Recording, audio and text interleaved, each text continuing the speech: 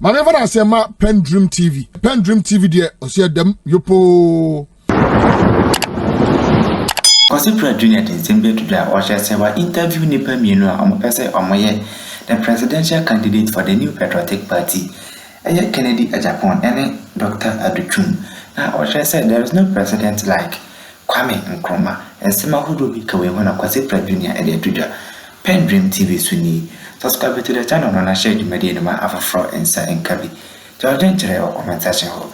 Come on and Kuti and Sema Kwesi Pratt Junior and the Mr. Pratt. You know, there's so many surprises. So many surprises that now we have to develop extra capacity to absorb these surprises. I've interviewed 2 people who are interested in becoming presidential candidate of the New Patriotic Party.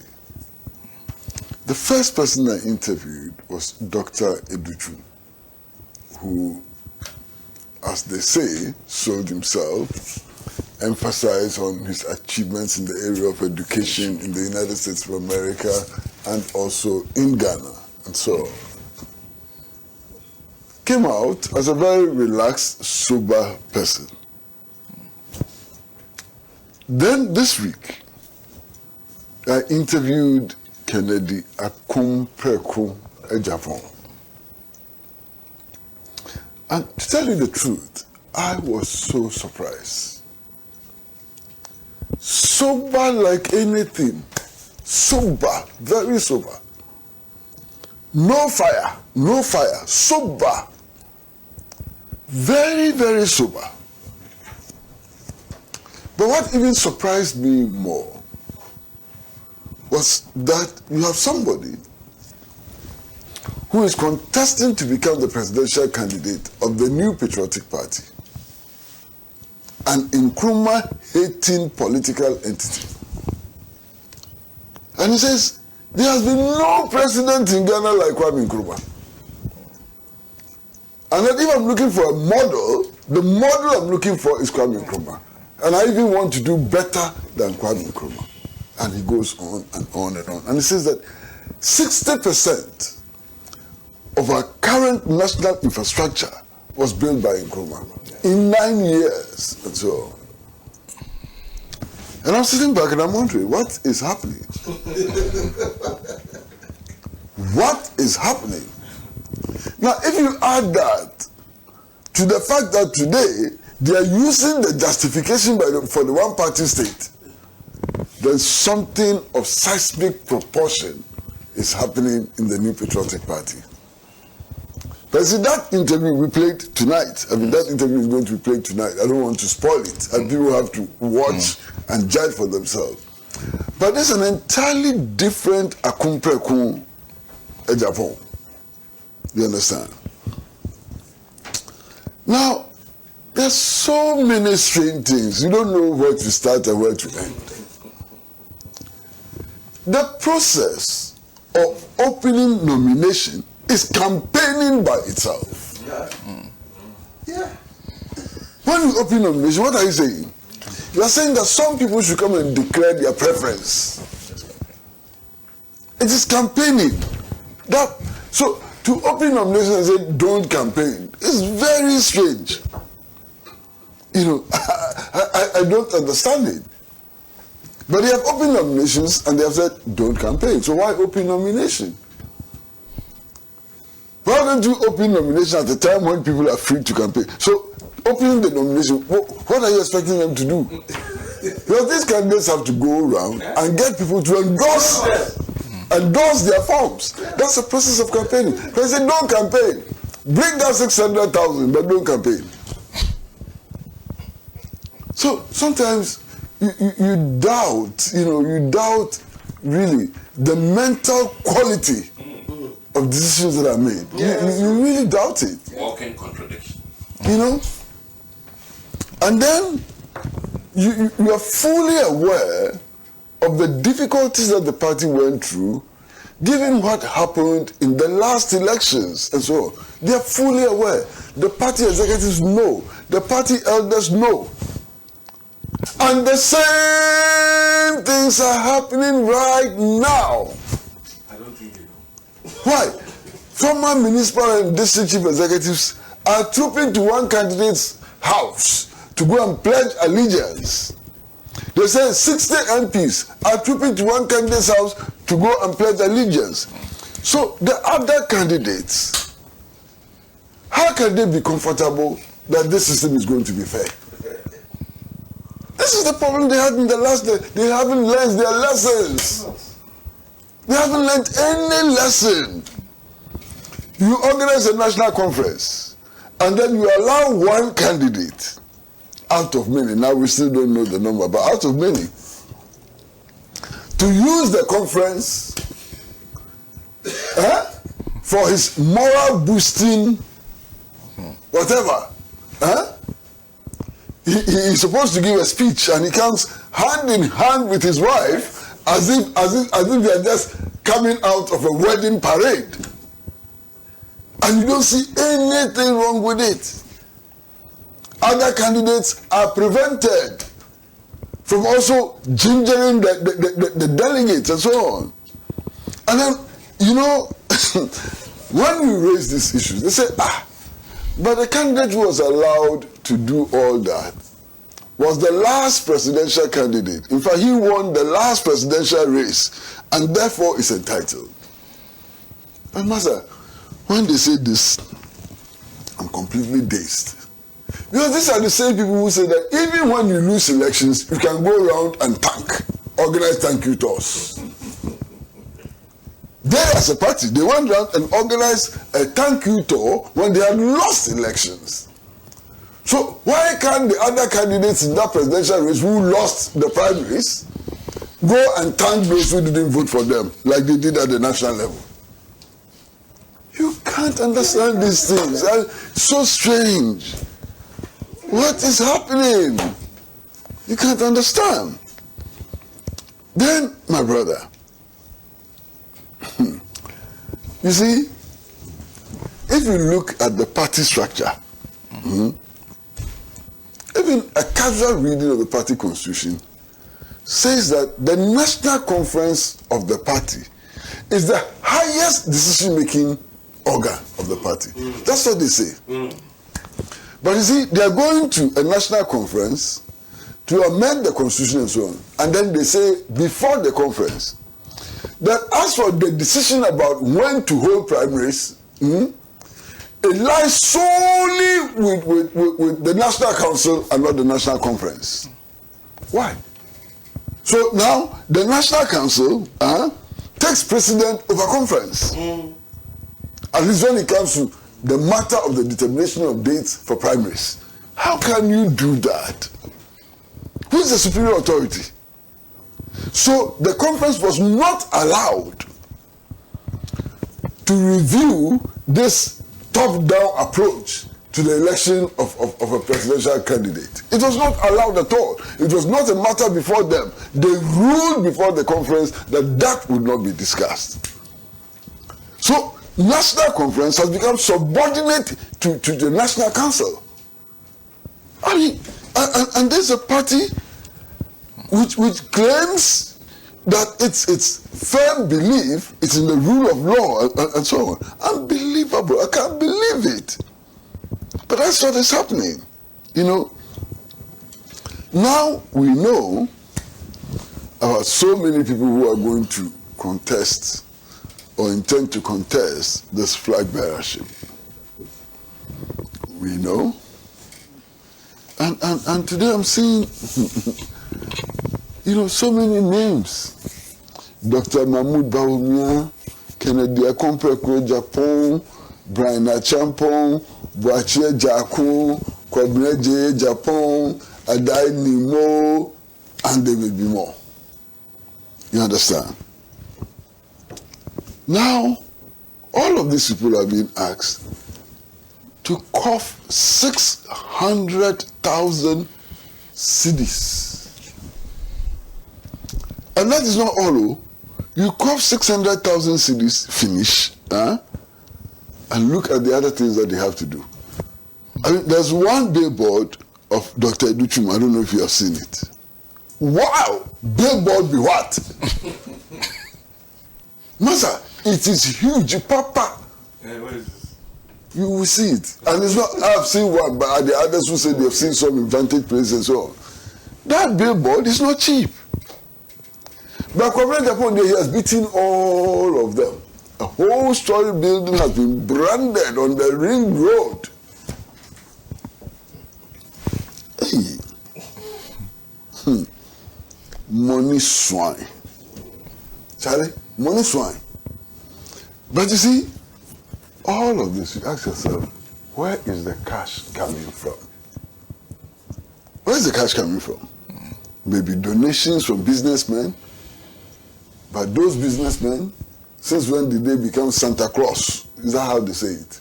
Huh? Santa Claus, yeah. Santa Claus. Huh?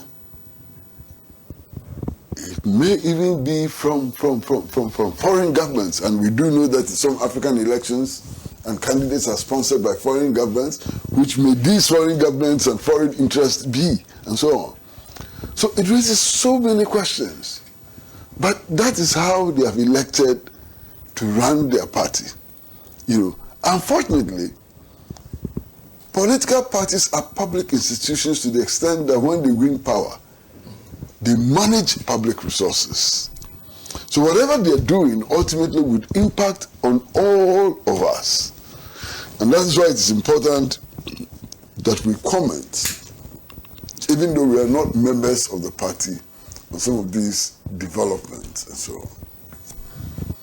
Now, everybody in the party who is honest agrees that the party got to this stage because it became beholden to the presidential candidate and the president.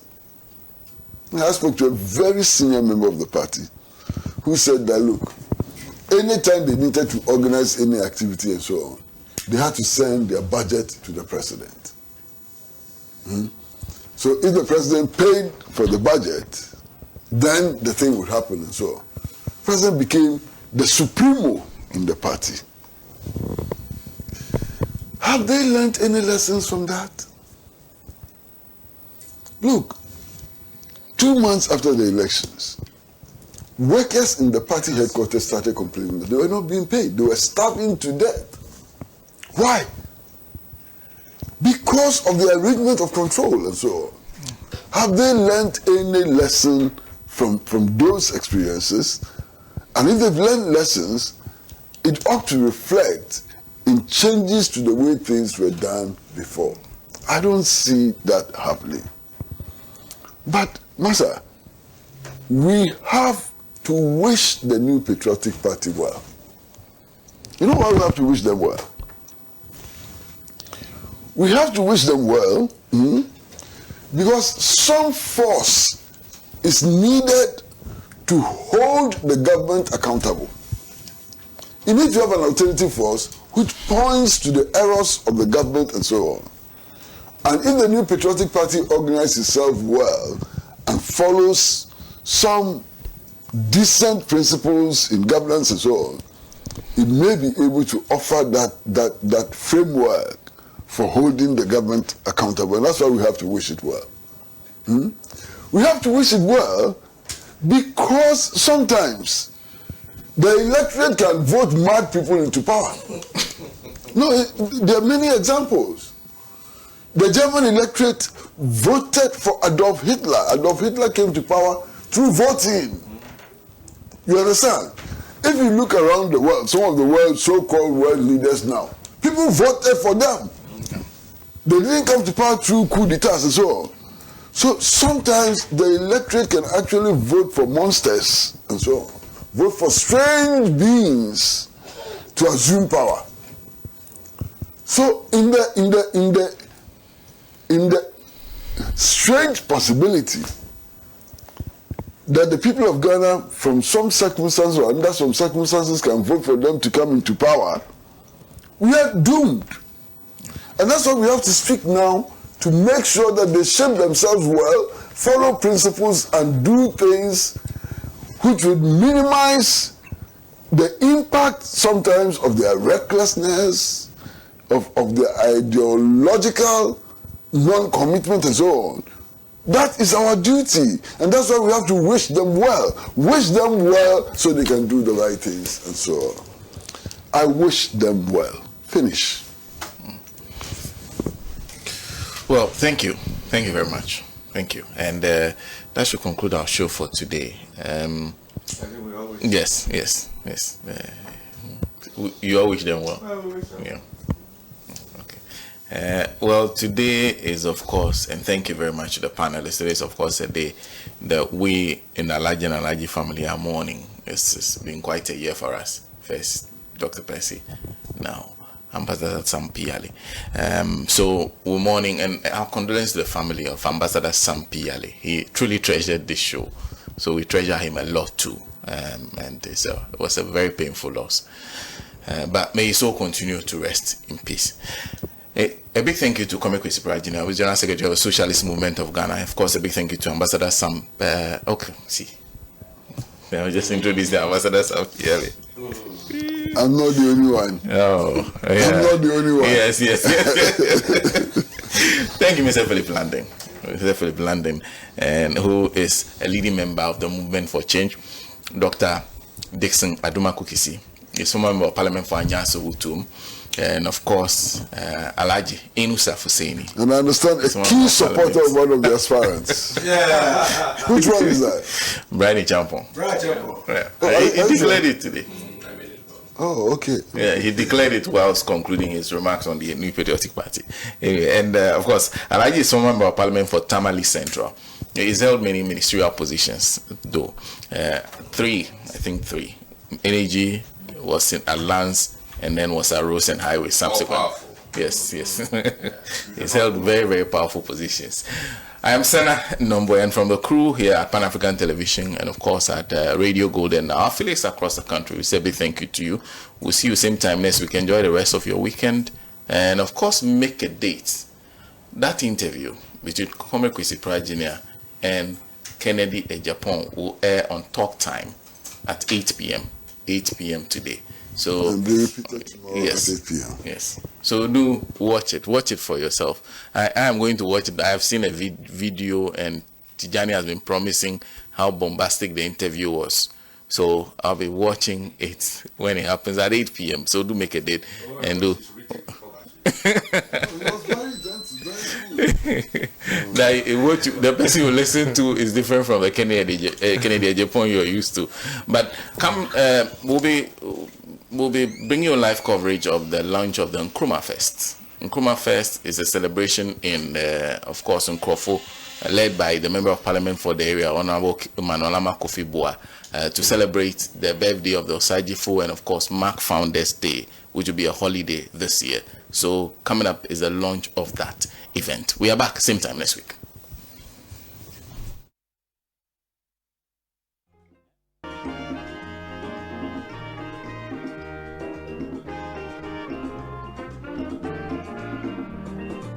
He has labored, he has suffered to lead his people into the land of freedom. He is the Redeemer. He has labored, he has suffered to lead his people into the land of freedom. He is the Redeemer. And I have this opportunity to see the preparations towards the by-election and possibly to see the by-election itself. Because there has been a dramatic shift. Dramatic philosophical, ideological shifts in the New Patriotic Party. And I'm so surprised that it is not being recognized. This is a party which for most of its life, that is, if we recognize that it is the inheritor of the United Party tradition. It's a party which for the most part argued vehemently against the one-party system. Vehemently. and said that under all conditions, even when it was clear that the opposition had no muscle, had no relevance and so on, we should continue to promote contest. This is the philosophy of the NPP.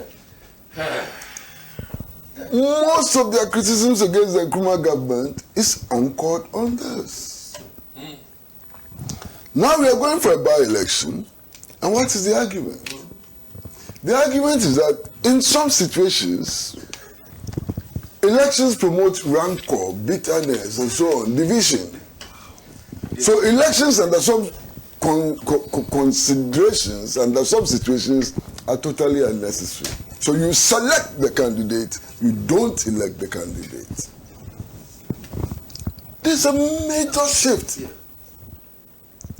It's a major fundamental ideological shift which has to be recognized.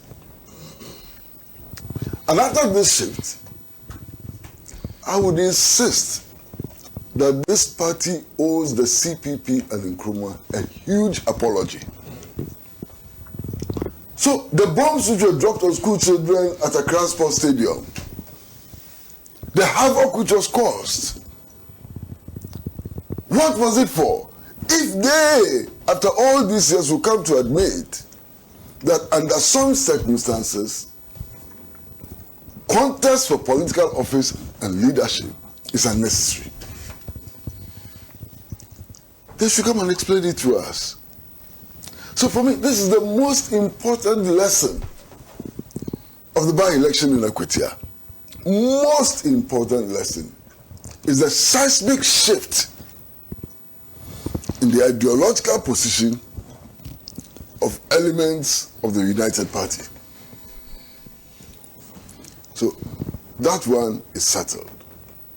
Because those who argued for the one-party system of government after independence said, look, we've just gained independence. And I'm not saying that I'm in sympathy with that argument. So we've just gained independence. In some of the newly independent countries, there are 50 ethnic groups. They speak 70 languages and so on.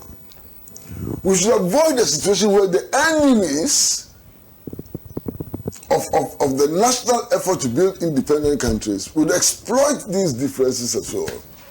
So let's find a way of building democracy which does not encourage such contexts which can degenerate into tribal conflict and so on.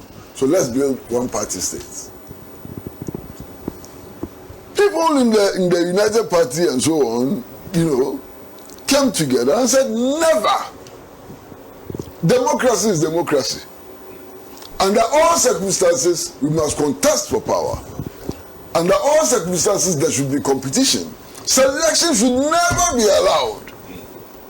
Today, 2025, the New Patriotic Party says that primaries, under some circumstances, are not necessary. Let us select a candidate. I'm happy that I'm alive today. I'm exceedingly happy that today I'm alive to hear this from the New Patriotic Party. Now, having said that, I think that Akwatia is important for another reason.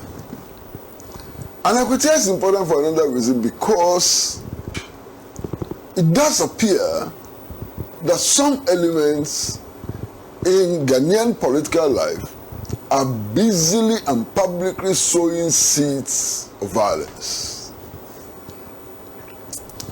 I've seen people sitting on television saying that Akwatia, we will show them something.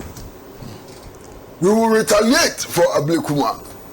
And so on. Everybody has seen that. And we know who those people are. You understand? So this becomes very important. And becomes important because we have held by-elections in this country which were very, very peaceful.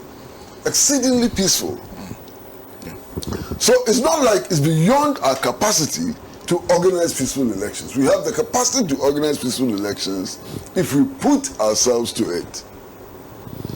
And that is why I want to see a demonstration of that capacity to organize elections which are free, which are fair, and which are also peaceful. My brother, Mr. Philip London, has made a suggestion. I think I support him 100%. No shaking. I mean, what he says makes a lot of sense. The duty of the security services is not to wait for mayhem to occur and then they go in and arrest people and prosecute them and so on. They also have a duty to prevent mayhem from occurring. There's a preventive aspect. So if there's anybody that all of us have heard on radio, on television, at party functions, saying that they're going to go to Akwatia to foment violence, the police must stop them from going to Akwatia. Why? Why not? The police must take preventive action. They must immediately draw up a list of all those people who have been threatening violence, who are saying that they are going to Akwatia to fight and so on, and prevent them from going to Akwatia. And let's see whether anybody is going to raise issues of human rights and so on. Why? If they go to Akwatia and misbehave, people are likely to die. The people who die would have lost their right to life. And the maxim is that everybody's freedoms and liberty ends where another person's nose begins. So we have to protect the rights to life, the rights to limbs and so on in Akwatia. And in doing so, if it becomes necessary to prevent violence mongers of violence from going to Akwatia for this by-election, we should do it. And I support my brother Philip London 100%.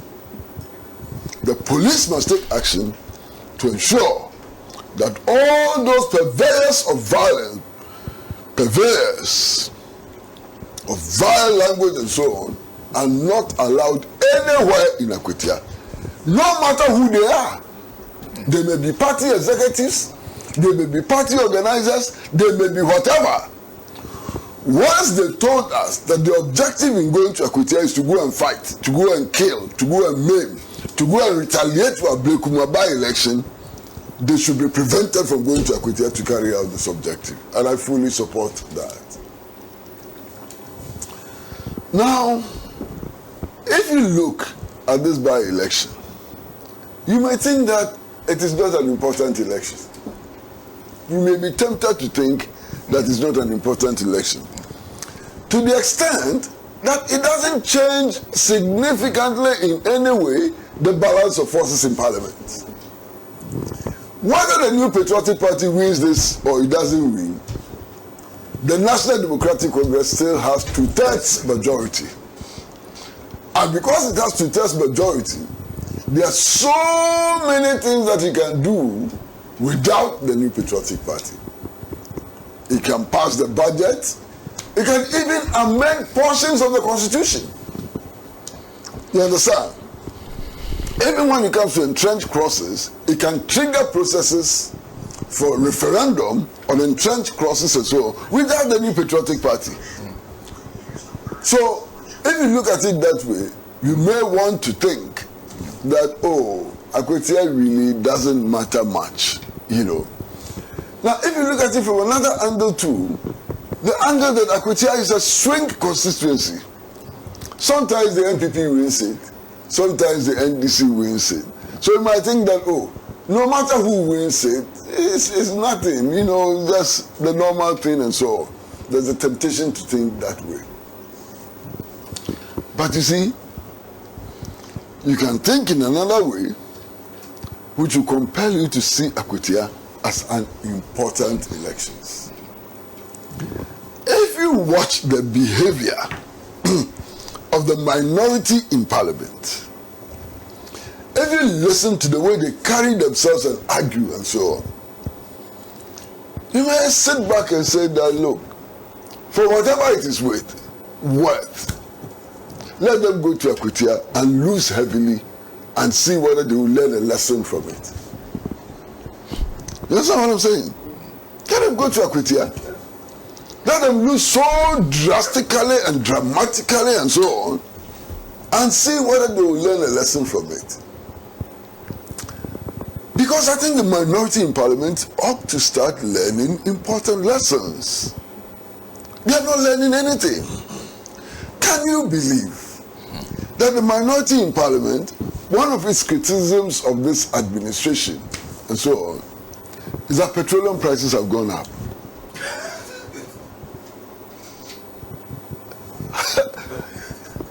Petroleum prices have gone up. You left office at the time when, is it a liter or so, was 17 cedis 7 months ago. Now it's about 11 cedis or so, and you are complaining that petroleum prices have gone up. Incredible, completely incredible. I can't believe it. Look, the other time I heard one person from the minority side, and I felt so sad, because he's a gentleman who has actually done formal education in economics, high level education in economics. So he's an economist, has worked in the banking sector all his adult life, and I heard him debating the mid-year budget review, and he's saying that, look, why? They say that inflation has come down, but prices have not come down. You see, so the people of Ghana are being deceived. I said, my goodness. So what is the value of education? Why do parents spend so much money sending their children to university if this is how they're going to turn up? He doesn't know that inflation is the rate at which prices rise. And therefore, when inflation comes down, it means that prices are still rising, but at a different rate, at a lower rate. It is when deflation occurs that prices fall. He doesn't know. He went to school, he went to university, he studied economics, he worked in the banking sector, he's sitting in parliament as an honorable member. Master, this is not even at the level of A-level economics. So. Now, I don't know the system very well, but let me go to my old school things. This is GCE level economics. And our leaders are in parliament. They have the opportunity to catch national attention when they are discussing the economy. The whole nation is looking at them live on television. You know how much it costs? Television space. Television time, do you know how much it costs? And we give television time to somebody who is arguing that, look, they say inflation has come down, but prices have not gone down. Hey, now with this level of ignorance, how on earth are we going to make progress? And this ignorance is not at my level. Me, I'm a common floor journalist and so on. I don't make policy. I don't make policy and so on. So if I'm that ignorant, it may not affect the country very much. I may write a lot of nonsense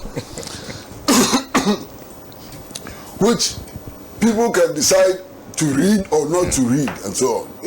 But he's a member of parliament. For all you know, with ambitions to become president in the future. He doesn't know. He doesn't understand. You know, and then there's a complaint about electricity tariffs. Hey, they say electricity tariffs have gone up. So there's a big problem. I remember the last time the PURC announced electricity tariffs. And the PURC told us that the tariffs that they were announcing were not realistic. They told us that if they actually approved realistic tariffs, it will be so burdensome to the consumer and so on, because the consumers can simply not pay. And they gave all kinds of indications why realistic tariffs could not be paid. So at that time, we knew that at some point, we'll be making a move towards the payment of something close to realistic tariffs. But then these arguments are being made in Parliament and so on. So, my brother, Akwatia offers us an opportunity. First and foremost, to teach people in Parliament, especially the minority, that when they are talking to us, they should assume that some of us also have small brains in our head, and that we are capable of analyzing what they say. Akwatia gives us that opportunity to teach them that important lesson. Akwatia gives the people of Akwatia the opportunity also to send a very loud signal to politicians that they cannot be taken for granted. Akwatia is an opportunity for citizens to tell politicians that when it comes to voting, we vote because we want our own indigenous problems to be solved. Now, we don't vote because you bring us gifts. We don't vote on the basis of useless propaganda. We vote on the basis of the real conditions in which we live. Akwatia, look, Akwatia used to be a thriving mining town. The diamond, diamond extraction and so on, its center used to be Akwatia. The mine there now has collapsed. If you go to Akwatia today, the unemployment rate in Akwatia is so very high. The people of Akwatia should be interested in who is coming to improve the unemployment, to change the unemployment situation in Akwatia. That should be one of the key elements who should decide who wins this election. You understand? I haven't been to Akwatia for a couple of years. But the last time I went there, the infrastructure in Akwatia was in a horrible state. Are you voting for a member of parliament who cannot contribute in any way to changing the situation of Akwatia, the infrastructure in Akwatia and so on? What are you voting for? Vote for yourself. Vote for yourself. Vote so that your children can attend better schools. Vote so that educational material will be available to your children. Vote so that the roads in Akwatia will be improved. Vote so that you can get more employment in Akwatia and so on. That would be a meaningful vote. So we are waiting. But you see, Akwatia is also a challenge. A big challenge to the new Inspector General of Police.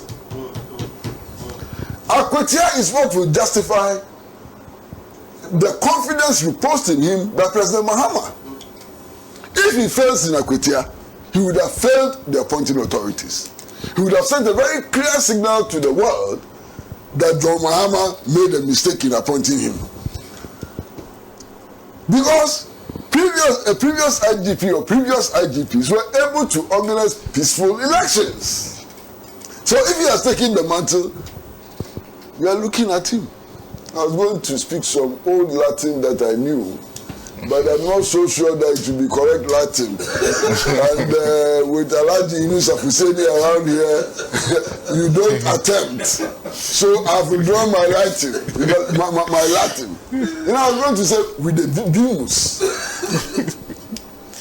With the Bimus. But I'm not so sure that it's correct Latin, so I've withdrawn. When you have master sitting with you, you better behave yourself and watch your mouth. I'm watching my mouth. I've withdrawn with the demos. We are waiting anxiously. We are waiting. We want to see what this new IGP will do. Master, I finish. Thank you very much. And the example he was talking about is actually Asin North. Yes, Asin North, because it was proven, because that was quite a highly contested election, and it turned out to be very peaceful. So it can be done. It can be easily done. It can be done with work. You see, we have so many elections and by-elections. It is the unfortunate ones that we remember. Yeah. We forget all the others that were perfect. peaceful. Yeah. Anyway, a few comments coming from those who are joining us on through our various platforms. This one is from Adam Kola. Says, great Uncle Pratt for me, my brother. I hope the by-election will be peaceful, because we are hearing from MPP supporters security must take the arrangements very seriously to protect lives and properties. Thank you very much for that comment. There's also this one says, Afenyo Makins and the MPP boycotted the budget but hurriedly joined the vetting committee, realizing there was there was money in it. This one says, Mahama, so far so good, but the area will score him 0. His failure to imprison even one of the did he say old appointees. Some chiefs are pleading seriously with Mahama not to deal with these people, corrupt people, but we also soon mention that's the this one is from Albert and Adenta. It was after a by-election at Akwatia that the then candidate Kufuor says Akwatia. No, that was Itiwa. That one was Itiwa. The comment was about Itiwa, not Akwatia. Then this one says, it's quite interesting to observe that just 7 months after leaving office, the opposition party now claims to have discovered the best ways to govern the country, something they were unable to demonstrate over 8 years in power. One has to wonder, is the MPP truly a serious political party? Thank you for a comment. There's also any attempt by the MPP supporters to create mayhem and Akwatia should be aware that where there are strong men, they are the strongest who are capable of seeing to it that peaceful elections are held. Those who call for mayhem to occur shall not live to witness the police should be fully prepared and capable of arresting any persons or group of persons who try to misbehave at any polling station, regardless of their political affiliations. From Babagomda in Kumbongo. Thank you for that comment. There's this one, Elijah. I agree with Uncle Kwesi Pratt for raising the issue of preventing those who have the intention of violence in Akwatia by elections. Sami Senda from Bubiashi. I think, like Mr. Pratt said, that was the suggestion of Mr. London, and he fully agrees with him. There's also a Sanko in Santa Maria to avoid a situation where lawless people carrying weapons from entering any polling station during the by-elections. Akwatia must be thoroughly searched. Tanko sent that from Santa Maria. Some comments are now coming in. Dennis Akwete says, but for the strange behavior of the minority, especially its leadership, I would have wished the NDC does not participate in the said Akwatia by-election. Shalom. There are some people who still insist that they don't think the NDC should have contested in that election. You see from Tamale says, good morning. Please, as we wish peaceful by-election in Akwatia, kindly use your noble platform to ask EC why they have not paid 2024 election officials from Tamale Metro. After waiting for 8 months, they still decided to pay every other officials and leaving us out. So Electoral Commission, if anybody is listening from there, they said you've paid everybody but the people in Tamale Metro. Goka Frank from Bato says, a good morning, the nation builders. May God bless you all. Pan-African TV, the best station. Thank you very much for those comments you're sending in on our very first topic of discussion. If you just join us, this is the Matter of World Talk Shows, Alaji live on Pan-African Television, and of course also live on Radio Code. We're still having in studio Kwesi Jr., who is General Secretary of the Socialist Movement of Ghana. Mr. Philip Landing is a leading member of the Movement for Change, and Dr. Dixon Aduma Kokisi is former member of Parliament for Anyaso Utum. Sitting right by him is former member of Parliament for Tamale Central, Alaji Inusa Fuseni. Well, we'll turn to the matter of the New Patriotic Party once again, because of this time around, they've announced filing fees of 600,000. They've been told that for now, put all your campaigns on hold. Let's focus on Akwatia by-election. When we are done, we can continue from there. But for now, put all campaigns on hold. Comrade Kwesi Brothers had an interview with Honorable Kennedy Agyapong. the few that we've watched is quite interesting, including his vision of maybe being an Nkrumah or even surpassing Nkrumah. That's what he said. He's planning to surpass Nkrumah in 8 years, among others, and explaining why he has been eerily quiet for some time now. Anyway, I'll start with the man from the New Patriotic Party. Doc. Well, let me first of all make this known that I asked that question, that so should there be another by-election, will we then postpone our campaigning again? I mean, if you understand, because I think the logic is flawed. On a very personal note, I think the logic is flawed. What would have made sense to me was if, because of that, we postponed the presidential primaries. You know, because you've reduced drastically the number of days for candidates to go down and campaign. And let's admit that campaigning is an expensive exercise. And when you reduce the number of days that people can engage, then you create a disadvantage to some extent. So I'm not necessarily in support of that, but the party has taken a stand. And let me also, before I proceed, say that it's certainly nice for Kwesi Pratt in his own lifetime to see the MPP go through the emotions and commotions of being for selection in one breath and being not for selection in another breath. And I would even hope that this shift does not also apply to the presidential, though from another angle, you can almost argue that the ethos or principles or mind shift is even extending to many aspects of our party, which is quite worrying for some of us. And I say this with the greatest respect to history and the fact that I also think that parties are supposed to be fluid and in the exigence of time take decisions that appear to be almost certainly the right one for the time. 600,000 CDs for your pocket is heavy.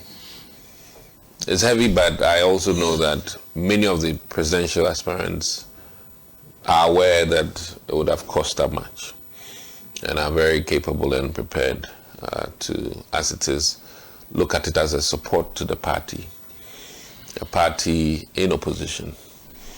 And I'm also hoping that we bear in mind that the last one was 300,000 and the NDC was at 500 in terms of the filing fee.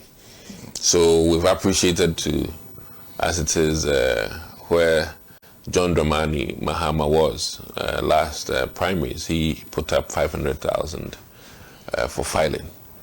And so somehow we are now catching up with the NDC's filing fee. So I won't, make much about it. But what is also becoming very alarming is that we've, as a country, now accepted that politicking is expensive. And whether we like it or not, I think we need to muscle the financial aspect of politicking in terms of the rules. And I think that I'm deeply concerned about how campaigners raise their funds and their source of funding. And I think that this is for the whole nation as a whole. If we're not careful in being particular about that, our country one day will be bought, not necessarily by a Ghanaian, but even a wealthy very rich somebody from another country. And I think that is worrying. And let me almost make the argument that should Russia decide to buy this country, I'm just saying, through what we are doing now in this country, if we're not careful, our country will be bought. In the sense that if they support and sponsor Sinner today, and you have all the financial muscle, people will not pay any mind. Our laws are not so tough to examine how people fund their campaigns. And I remember the governor of Virginia, whilst being governor, was arrested because there were questions about how his wife and him got funding and how they managed their campaign funds. So based on where we're going now as a nation, and the fact that we are almost mirroring the Western world, we need to also up our regulations concerning campaign financing. And I want to use this opportunity, since we are talking about, our filing fees and everything coming up to 600,000. These are things that begs that question. How do we continue on this path? And on average, admittedly, MPP primaries, be it presidential, be it parliamentary, are more expensive than the NDC. Though the NDC is now also marshalling forces to mirror some of the behaviors of the MPP in terms of campaign financing. I think that we need to, as a country, if we cherish democracy and we hope that it will not be for the highest bidder all the time, then we need to be mindful, extremely careful. And the elders of democracy in this country, I, Dr. Kwesi, I'm calling on you to sit carefully and let us all look at it, not as a passing or joking matter, but many a times it is not the rich that can perform well. Many a times the people who are very deep, people who are very knowledgeable, who might be the best to implement policies. And admittedly, America, which is what I mostly look at, unfortunately, Donald Trump, for instance, won most of his elections largely by virtue of the kinds of funds he had. Let's not joke about it, even in the Americas with 400 years of democracy. So I think that we need to, as it is, as a nation now, be very particular about campaign financing, because it would influence the kind and caliber, character of the people who will be leading us as a nation. And I'll call on many professionals to also be very active in politics. Yesterday I was looking at some of the people that the NDC have let go in terms of home since the past 6 months. I've always said that the misnomer is the 24-hour economy that rather delimits employment. And I don't mind that Alhaji Fuseni Inusa is here, but my point is that it is a counter marketing thing where you profit solution to bring in more jobs. But in the current immediate 6 months, what is big or loud? And we measure men by their actions, not by their words. The NDC has been very disruptive in the sense that they've rather sent more people home. And the arguments that these are people that were employed after December 7th. But there are many who were gainfully employed 2 years to elections. Yeah, the answer mean subscribe to the channel on a shade Madima for fraud and Kami. PENDREAM TV. Now, so far so good. Say open online portal e Ghana. Nipa share, nipa follow, nipa comment here. To my best of knowledge, without any biases, PENDREAM TV.